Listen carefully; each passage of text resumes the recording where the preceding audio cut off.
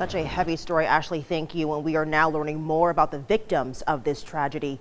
39-year-old Sandra White, who was pregnant, and her 16-year-old son. CBS 46's Ayanna Crystal spoke with family members today.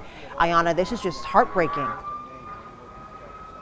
Yeah, Brittany, just a heartbreaking ending. Family members went from planning a surprise baby shower that was supposed to be tomorrow to now planning funerals for their loved ones. Now, we want to show you the 17-hour standoff ended at the couple's home here on Eagles Court early this morning. As you can see, police are still out here investigating.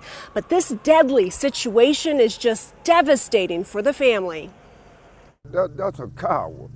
You gonna shoot somebody, why you just shoot yourself? That's very selfish.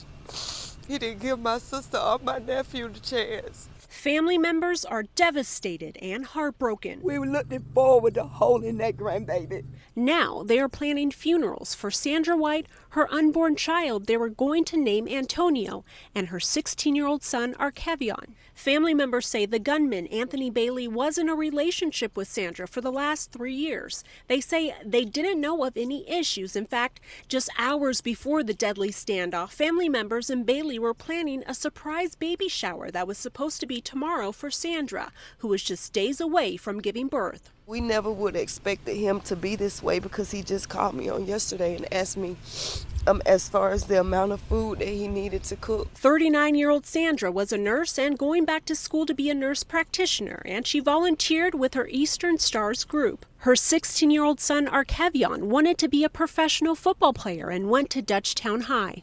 After the 17-hour standoff, family members are still in shock and grieving. Me and my husband, we got 3 babies to bury. We don't know how we gonna do it. So heartbreaking. Now people are starting to bring flowers here, the closest they could get to the home where the standoff happened. And just a bright future, guys, for Sandra and her 16-year-old son that was taken from them. Now the family is figuring out how they will plan these funerals for their family. And tonight, I am told that family and friends will gather here for a vigil. That is the latest in Stockbridge. Ayanna Crystal, CBS 46 News.